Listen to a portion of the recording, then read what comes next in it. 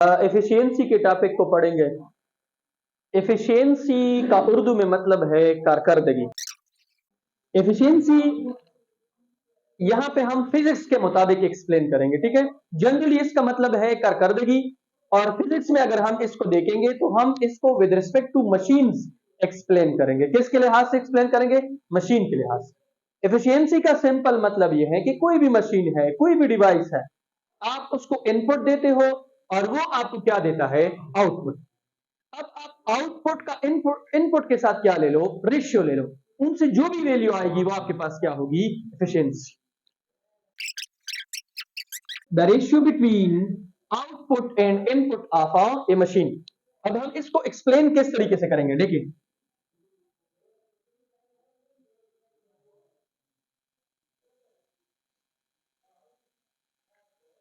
Let's suppose यहां पे आपके पास कोई गाड़ी है, ये गाड़ी है। इस गाड़ी में हम जो पेट्रोल डालते हैं या डीजल डालते हैं वो हमारा क्या होता है? इनपुट।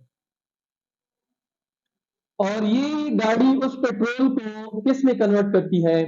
मैकेनिकल एनर्जी में, और वो हमारे पास क्या होता है? आउटपुट। अब अगर मैं क्या करूं कि इस आउटपुट को इस इनपुट के ऊपर क्या कर लूं? डिवाइड कर लूं। क्या कर लूं? डिवाइड। तो इनसे जो भी वैल्यू आएगी वो हमारे पास क्या होगी? एफिशिएंसी होगी। या आपके पास एक बल्ब है घर में, आप उस बल्ब को इलेक्ट्रिकल एनर्जी देते हैं। इलेक्ट्रिकल एनर्जी क्या होता है? इनपुट होता है। और वो बल्ब आपको क्या देता है? लाइट देता है प्लस हीट देता है। अब अगर वो जो आपको आउटपुट देता है इन द फॉर्म ऑफ लाइट, उसको आप डिवाइड कर लेते हो किसके ऊपर? इनपुट के ऊपर डिवाइड कर लेते हो, तो इनसे जो आपके पास वैल्यू आएगी वो आपके पास क्या होगी? बेसिकली एफिशिएंसी होगी। अब इसकी सिंबल क्या है? इसका सिंबल है ईटा। क्या है? Eta. Its symbol is eta. इसका ये सिंबल है, इसको हम क्या बोलते हैं? ईटा। अब इसका मैथमेटिकल फॉर्म क्या है?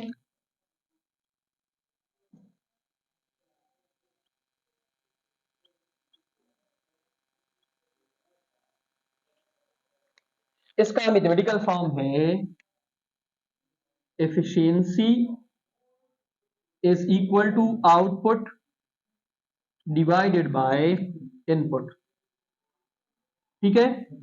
एफिशिएंसी की जगह पे हम क्या लिखेंगे? ईटा। आउटपुट की जगह पे हम लिखते हैं work out divided by work in, या energy in the form of output, energy in the form of input. इसको बेसिकली हम क्या कहते हैं? एफिशिएंसी। अब हम अगर एफिशिएंसी का परसेंटेज लेना चाहते हैं, एफिशिएंसी का परसेंटेज, तो वो हम किस तरह लेंगे?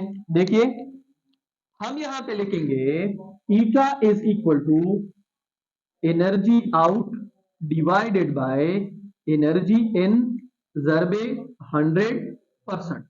ठीक है। तो इस फार्मूले से आप इसका क्या ले सकते हो?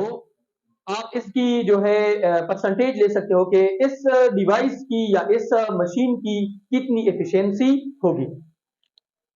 अब अगर आपसे किसी ने इसकी यूनिट पूछी, एफिशिएंसी जो है इसकी कोई भी यूनिट नहीं है। क्यों? क्योंकि इसमें ऊपर जो फिजिकल क्वांटिटी है वही क्वांटिटी नीचे भी है। दोनों फिजिकल क्वांटिटी सेम है और उनके बीच में रेशियो है। ऊपर कोई भी यूनिट लगाओगे, नीचे सेम वही यूनिट लगाओगे, तो दोनों आपस में क्या हो जाएगी? Cancel. It have no unit. इसकी कोई यूनिट नहीं है।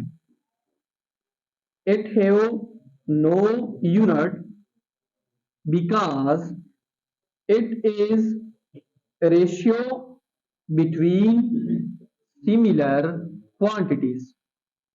क्योंकि ये दो सिमिलर क्वांटिटीज के बीच में एक ही रेशियो है, इसी वजह से इसकी कोई यूनिट नहीं है।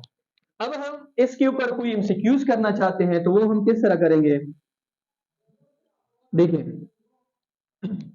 हमें पहले से डेटा दिया गया होगा।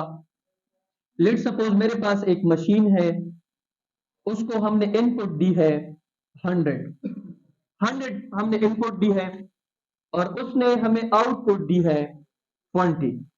इसकी एफिशिएंसी हमारे पास कितनी आएगी? देखो, ईटा इज इक्वल टू के आउटपुट कितनी है? 20, इनपुट कितनी है? 100, और 100 परसेंट। 100 के साथ कैंसर, तो ईटा इज इक्वल टू 20%। ये उस मशीन की क्या होगी, एफिशिएंसी।